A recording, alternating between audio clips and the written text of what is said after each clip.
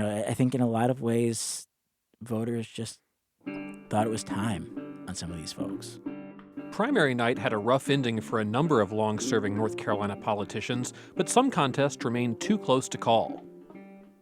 From Stoneville to Stokesdale, you're listening to the WUNC Politics Podcast. I'm Colin Campbell, WUNC's Capitol Bureau Chief. The 2026 North Carolina primary is now over, kinda. To sort through the results, the surprises, and what's still to come in the vote counting process, I'm joined by my colleague Adam Wagner of the North Carolina Newsroom. Hey, Adam. Hey, Colin. So let's start with the big political earthquake, the two-vote margin that separates Senate Leader Phil Berger and his GOP primary challenger, Rockingham County Sheriff Sam Page. You were with Berger's campaign in Reidsville Tuesday night. What was the scene like there as the results started to come in? So Berger was surrounded by a lot of denizens of North Carolina's political class. At that sort of banquet event that they were having in Reidsville, you had Senator Amy Galey, Senate Rules Chairman Bill Rabin, Senator Dave Craven, former Senate Majority Leader Kathy Harrington, all kind of there who had been campaigning on behalf of Berger in the district that day. There were also some members of General Assembly staff were around. So this was not a Rockingham Party locals. There were certainly some of those folks there, too, including Berger's son, Kevin Berger, who's the chairman of the Rockingham County Board of Commissioners. But just like a lot of faces that are familiar to political folks. And results kind of came in the way we expected. So the first dump that we got of votes was early vote, and Sam Page was up in that. And then we got Rockingham County, so Sam Page went up a little bit further. This is the longtime Rockingham County Sheriff who's challenging Berger. And then Guilford County kind of trickled in over the course of the evening from about 8:30 to about 11:15. And with every time a couple precincts came in, that lead kind of narrowed a little bit. And then by the end of the night, it was 13,077 to 13,075 Page, which is not going to be the end of the story. And we are recording here in the middle of the afternoon on March 4th, the day after the election. We should expect those vote totals to change over the coming days. Yeah, that's definitely one to watch, and we'll talk more about that in a minute. So whether or not Berger ultimately loses in the end, and it's a big if at this point, as you note, this outcome kind of feels like a rebuke for someone that has Berger's longevity and influence in this area. Do we have any sense for what went wrong for him to make his home county turn on him in this kind of striking way where the other candidate, Sam Page, got 2/3 of the vote in Rockingham County, and Berger's only doing okay because Guilford mostly went in his favor? So there's several factors here. Let's first and foremost kind of look at Sam Page as a candidate in and of himself. He has been the sheriff of Rockingham County since 1998. He is a well-known figure in that area. He is very media-friendly. He's known for the big cowboy hat he wears. He's a very tall man, kind of visible in every room he's in. There have been times he's been at the General Assembly, and you can spot him from across one of those sort of chambers, one of the corners of the building. You know Sam Page is in the same area as you. He's also just a pretty good retail politician. He shakes everyone's hand. He directs cars at like county fairs and things like that. Yeah, I mean, when I was in the Reidsville polling place last week, I asked one of his volunteers, like, why Sam Page over Phil Berger? And her answer was, well, I don't really know Phil Berger, but Sam Page, now, he came to my Girl Scout troop event and talked to the girls, and I really appreciated that. Like, it's that level of, like, person-to-person politicking. Right, and Sam Page has spent 28 years doing that, so everyone kind of knows who Sam Page is, at least in Rockingham County, and he was able to squeeze just enough out of Guilford County. The other thing last night, and this fits into some of the other things that we saw or across the state, there was really a rebuke to candidates that have been in office for a lot of years. Berger is in his 13th term in the General Assembly. He's been the leader of the Senate since 2011, 15 years. So people just kind of want change. I think we saw that across the board. Yeah, term limits that are, enacted by the voters, if not the politicians themselves, I guess. Exactly, yeah. Yeah, because I know Rockingham seemed to be interesting in that you had multiple county commissioners in the Republican primary lose. Representative Reese Pirtle, their House representative, lost. Definitely an anti-incumbent sentiment. There was so much money put behind Phil Berger's campaign, in particular from outside groups, from his own campaign fundraising, a ton of ads. I got the sense people are getting sick of the ads. In a sense, they sort of backfired by going so negative against Sam Page in a certain way that people just didn't feel like they, were in agreement with this kind of critique of the longtime sheriff. So Sam Page thinks that, and Page said that at his election party last night. He said that they went negative and it didn't work. I think the sentiment that I got from some of the voters that I talked to yesterday was that they were just sick of all the mailers and sick of all the attention. I mean, this is an unprecedented amount of money in a legislative primary. I mean, this is, we had the president of the United States weighing in on a legislative primary where he knows and likes both candidates. Yeah, and you had so much outside money. I mean, there was all the outside PACs and political folks like the NC Chamber and Duke Energy that put money behind Berger's campaign. But at the same time, you had these outside groups like NC True Conservatives that were running ads. And when I went through some of their campaign finance stuff, it seemed like a lot of that was coming from outside North Carolina, essentially funneled through pro-business groups through this Republican state legislative committee that Berger serves on at the national level. Really was not like grassroots action from people in this district. No, and when we add everything up, it'll be interesting to see where we are, because Page definitely had some dark money too, but we don't really have a sense of how much yet. It's darker than the Berger money, which maybe, I don't know if it's dark money or opaque money, but it's these groups set up like Piedmont Accountability Coalition and the Guilford Rockingham Alliance that were running some of these ads. And so far, at least as far as I can tell this week, there's no disclosure reports. They may be set up to where they don't have to file them, or they may be filing them, they're filing them late. But either way, somebody's running ads that really helped Page's campaign because he didn't raise that much money on his own, and we don't know who they are. Berger thinks that they are aligned with Democrats, but we just don't know enough to even say that at this point. Yeah, as of the last filing, Page has spent something like $55,000 in the race, which is, that's a pretty hefty amount for a legislative primary. In this race, though, but compared to multi-million dollars for the Berger side. Right. Berger had spent more than $2 million. Then there was, as you're talking about, the third-party kind of groups that had brought that over $10 million, and we still don't really have that full number just yet. And with all this sort of hanging out there, the legislature is scheduled to come back sometime in April, start this short session. Do we have any sense for how this is going to play out in the political dynamics of the legislature? Is it sort of too soon to guess how this affects the budget impasse and the tax cut impasse and all the other things that they maybe are doing this year? So a couple parts of that. Let's start on the just technicalities of the election part. Yeah, let's start that first. So what's next as far as the voting count? When will we have some sense for maybe who the winner is in this Berger-Page battle? It feels like it's going to be weeks. I mean, that's a short answer. The sort of longer answer is we should know how many absentee and provisional ballots are coming into the race later this week. So again, it's March 4th. We should know by Friday how many of those will be counted. The canvasses are next Friday, the 13th. And then after that, the losing candidate, whoever that is at that point, has until noon on the 17th to call for a recount.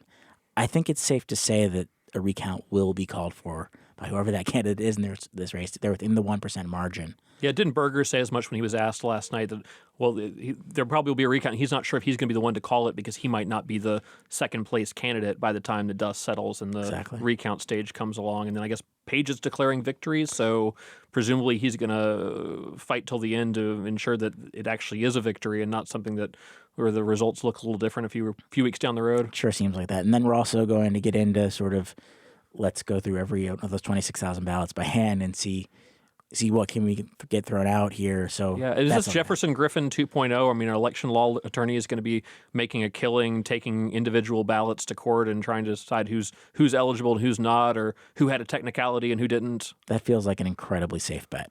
Yeah, we're going to be covering this for a while. We're sort of steeling ourselves as reporters for this to be a long, drawn-out process. But then sort of turning back to like the short sessions coming up, probably before all of this gets resolved. So you may have a short session where Phil Berger does not know if he is a lame duck Senate leader or not. That is definitely on the table. And like there are things that we know they are going to have to do right off the bat, like fund the state's Medicaid program. That it's on a ticking time clock right now, and that just is going to have to happen. And then there's sort of that looming conversation about a state budget. Is there a big budget? Are there mini budgets? What are the contours of those? And like Berger's situation is at the heart of all of that. That is why we don't have a budget yet. That's part of why everything kind of got put on pause last fall. And we've been waiting till the primary end. And so now the primary is not going to end for a while. Yeah, and then the lack of a budget was an issue. And I think this primary and some others, Sam Page pretty much vocally said he likes the House budget, right? That he wants to put those tax cuts on hold for a time. Page is a major supporter of the House budget, yeah. And as you're mentioning about the tax cuts, so Berger has championed these reductions over time as certain triggers are hit for revenue. to bring taxes down further. There have been warnings that could lead the state off a fiscal cliff. The House seems to be heeding those warnings. Berger does not seem to be heeding those warnings. And that's been central to the entire dynamic around the state budget. And Page is totally on board with what the House is doing. Page is also on board with the House on things like Shrimpgate, where he did not want to ban shrimping on the state's inshore waters. Berger said that was an idea whose time had come. That was one of the sort of grassroots things where Page got in with the grassroots campaign, and Berger was sort of more establishment on that. I think long term, if Berger loses, then that's an advantage towards the House. Now, Sam Page is not going to be the influential figure in the Senate at any point in the near-term future, but certainly I think if you don't have someone with Berger's longevity leading the Senate, then that's a point in favor of Destin Hall having a little bit more sway in negotiations. But I mean, short-term, I guess Phil Berger can go one of two directions, right? He can either be extra stubborn, having been through this challenge, and say, no, I'm not going to compromise on taxes or on the budget, or he could take the approach of, well, now clearly the voters have some issues with how things are going. Let's try to find some sort of solution where we meet in the middle. And I guess we'll just have to watch and see until which version of Phil Berger we're going to get. So definitely, yeah, it's sort of wait and see. But also, Berger has made clear that he is going to serve out his term. He was elected to a 2-year term. He's going to serve it out one way or the other. I wonder if part of that isn't to sort of find an heir apparent. There really isn't an obvious person right now. There's names that everyone that watches North Carolina politics closely have bandied about, but it isn't like the House last year when Tim Moore left and they came together and sort of publicly said Destin Hall is going to be the next speaker and this is what leadership is going to look like. Yeah, and I think in the short term, too, there's the sort of power vacuum of if Berger is not as strong as he's historically been, does he keep the sort of iron grip on the Republican Senate caucus that he's had for years? Those other Republican senators have been really reluctant to step out against Berger, and those that have really not done well for themselves. And I don't know with the primary results, whatever they may end up being, if that results in some senators either publicly or behind the scenes sort of asserting themselves and going a different direction on some policy question happening this short session. I think that'll be a very interesting dynamic to watch. Speaking of senators that have stepped out against Berger over time, one of them lost last night in a different race. Yeah, let's talk that for a second, because that's one where we do know the outcome. The North Carolina 1st Congressional District race, 5 Republicans were in that, trying to take on Democratic Congressman Don Davis, who's now in a district that's been redrawn to be more favorable to Republicans. So any surprise for you in the Lori Buckout win in that 1st Congressional District primary? I don't think so. Buckout was seeking that nomination for the 2nd consecutive time. As you mentioned, she ran against Davis last time. It's a rematch. So she already had name recognition in a lot of that district, even if it's not necessarily the same voters, it's voters that have seen her TV ads. Let's put it that way. So she was coming in with an advantage. She was running against several candidates that have they're popular where they live, but they didn't have necessarily the district-wide popularity. So Asa Buck came in second. He's the longtime Carteret County Sheriff. He kind of had to get his name out across a 23-ish county district, which is just a lot of ground to cover. Bobby Hanig, who's leaving the North Carolina State Senate, has the same thing going on. He's popular around where he lives in Currituck County. He's represented a lot of these areas, but not all of them, and kind of had to make his name beyond coastal issues, and Buckout was just able to kind of keep the advantage throughout the race. And she had the advantage of, I think, $2 million of her own money put in the race, although the other candidates also spent their own money, and then a bunch of outside spending that seemed to come from, some cases, out-of-state groups. One of the ones that stuck out to me as I was going through, there's a thank you for your attention to this matter pack, which, of course, is a play on words with the phrase that Trump likes to use on his signing off his tweets and things like that. And when I looked at that, a lot of that money is coming from Roger Penske of the Penske Trucking and Auto Racing Company. So I guess Buckout sort of had the advantage of some of the deeper-pocketed political players wanting her to be the nominee in this race. I think that's definitely true. And Buckout also had the advantage of coming out of the administration, the Trump administration. After losing to Davis, she went up to D.C., was the acting assistant secretary for cyber defense. I might not be getting that exactly right, cybersecurity, in the Department of War. So she had some degree of a national profile now and is familiar with a lot of people in Trump orbit, and was able to bring that back and really kind of use that to secure the advantage here. Yeah, so the General Assembly, Berger was not the only incumbent in the legislature who had a pretty tough primary. By my count, 5 Republicans and 3 Democrats lost their seats to challengers. Those were races that were not too close to call. They are pretty much decided. Which ones jumped out to you as particularly noteworthy among the legislators whose careers essentially went down in flames Tuesday night?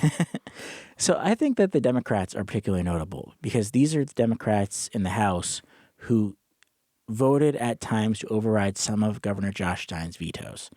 He weighed in on one of these races with Carla Cunningham, where he endorsed one of Cunningham's challengers, Reverend Rodney Sadler, who beat Cunningham pretty thoroughly. Wasn't it like 70%? Like, that was not at all close. No, nowhere near it. And that's a challenger who's beating an incumbent in her 7th term in the General Assembly. And Democrats tried to have a primary challenge. I don't know how well supported the person was 2 years ago and did not succeed in unseating her. It was like the inverse of this. Like, just wasn't anywhere close. No. And the other Democrats who lost were Shelley Willingham out in Edgecombe County, and then Nassif Majid, also in Mecklenburg County. And these are both people who, again, have voted to override vetoes. And again, like Cunningham, these are long-serving legislators. Willingham was in his 6th term. Majid is in his 4th term. So just a real anti-incumbent strand through this. Obviously, Cunningham had the issue with the immigration bill requiring sheriffs to cooperate with ICE. But then it was something different with the other ones. It was Majid was a LGBTQ-related legislation that he was the deciding vote on. And then you had, I guess, Willingham was a bill about guns carried by charter school or private school employees. So different things. I don't have a sense for those districts how much that specific issues where they broke with their party played into how successful their challenger was. Yeah, Willingham was a few. You mentioned the charter school one. Willingham also crossed the governor on the REINS Act, which makes it harder basically for cabinet agencies to make new rules. General Assembly gets more of a say in those things. And then several of these legislators also crossed the governor's veto on some energy legislation that was pretty controversial. Yeah, that was the one that was favored by Duke Energy and was making some changes to the carbon reduction targets that the state's dealing with. Exactly. Then we had the Republicans, too. That was interesting to me that you had 5 different Republicans losing their seats to challengers. One of them also in the same backyard as Senate Leader Phil Berger, Representative Reese Purtle, also represents Rockingham County. He lost to attorney Seth Woodall. I actually ran into Seth Woodall when I was out at the polls trying to find voters in the Phil Berger race, and Woodall was out there campaigning for his side. So I asked him a little bit about the differences between his race against Reese Purtle and what we saw in the Senate race there. I'll tell you this, we need more leaders who care more about Rockingham County than do Raleigh, and that's what I'm here for, is try to bring those resources back here. Mm-hmm. You've seen a lot of interest in legislative races in general, with this, all the attention that's going to come into that race, but I guess also yours as well? It has, yes. So, I think there's more than average voter turnout for early voting, and I think we're going to see more than average on Election Day. So I think it's all being driven by people wanting to see a change and wanting to get out, and it tells me that people care about the community, which is a good thing. I think that's a positive for me. So that was the dynamic there, but it seemed like there wasn't necessarily a common thread with some of the other legislators that lost. I mean, you had House Freedom Caucus Chairman Keith Kidwell, who lost to Darren Armstrong, who's a farmer who had backing from Jimmy Dixon, who's one of the ag chairs in the House, and also Agriculture Commissioner Steve Troxler. So it seemed to be sort of a big agriculture versus all the various things that Keith Kidwell was for, particularly over a bill that would have, I guess, restricted lawsuits against agricultural chemical companies. So this was a provision in the Farm Act that basically Bayer has been trying to get enacted across the country that makes it pretty hard to sue over like Roundup and other sort of pesticide poisonings. Yeah, so Kidwell wanted that out of the Farm Bill, and that seemed to have sort of crossed swords with Jimmy Dixon on that. So how much voters were thinking about that versus just the fact that Darren Armstrong seemed to have a well-financed, well-run campaign sort of remains to be seen. Other ones that were sort of surprising to me, Representative Kelly Hastings, who served the sort of Gaston, Cleveland County areas for a very long time, he fell short to Caroline Eason, who is a young pharmacist from that area. So I was kind of struck by Hastings' message on X overnight, where he said something along the lines of, he and his family were relieved at the result. Yeah, well, he had at one point announced that he was not running again, and then he changed his mind, and I wonder if that's just one where maybe he didn't campaign that effectively, and certainly someone who runs a local pharmacy is going to be pretty well known in their district. Sure. Well, and there again, we have the anti-incumbency thing going on. Hastings is in his 8th term in the General Assembly. So, I think in a lot of ways, voters just thought it was time on some of these folks. Yeah, and then some new Democrats coming down to town too, like Senator Chris Meismer, who's in his first term, was appointed to replace Paul Newton from Cabarrus County. He lost to Kevin Crutchfield, who's a former state representative from that area, who in turn had lost 2 years ago to a Republican primary challenger. So I guess folks in the Cabarrus County area not really certain on which Republicans they want to represent them in Raleigh.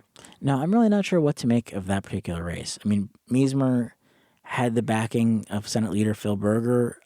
He got some money from Berger, not a ton, but some money.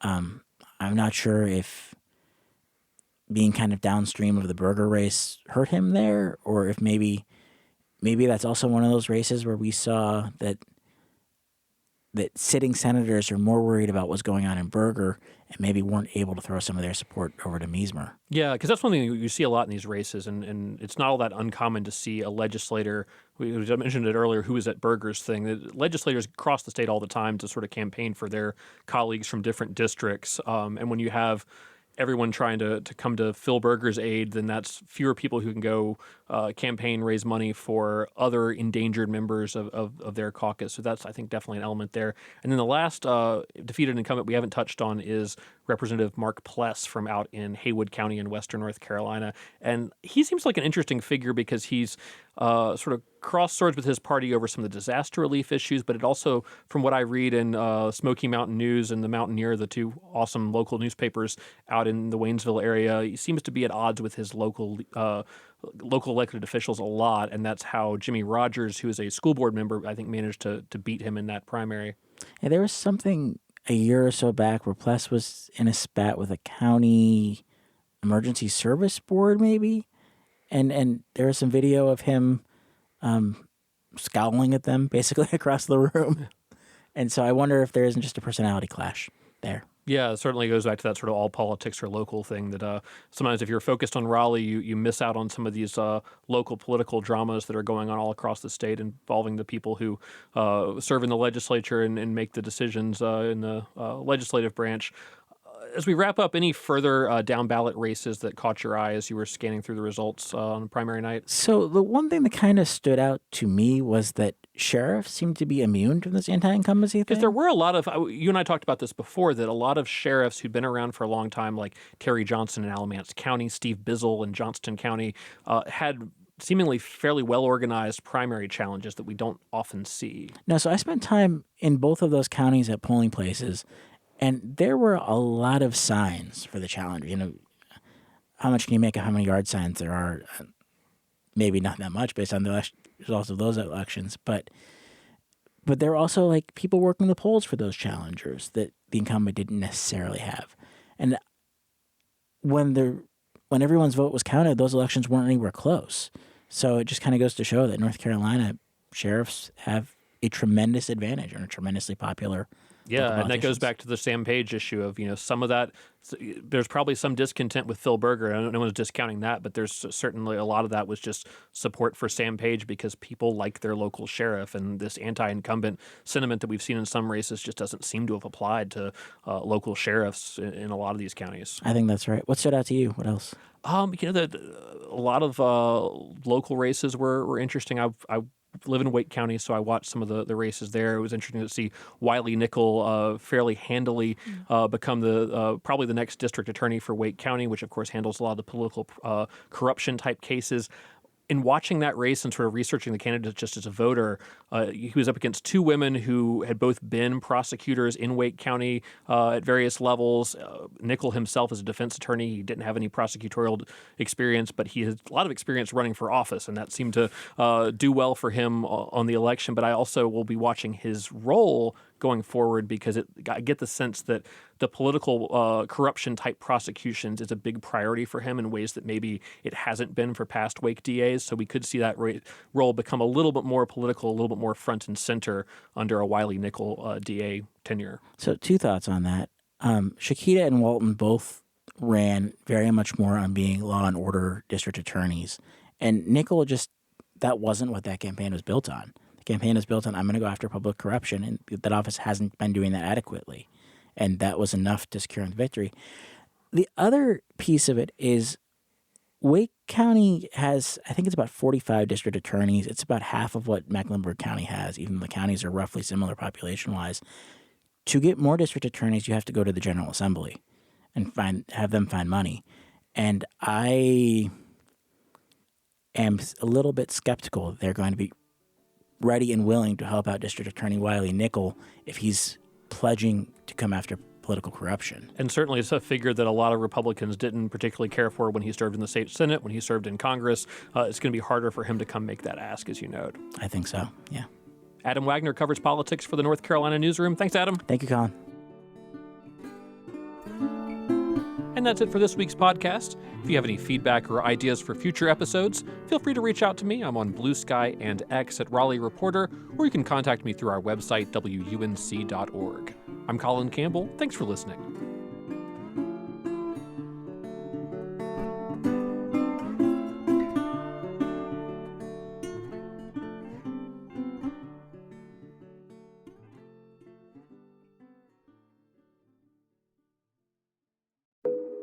Each story you hear on Planet Money starts with a question.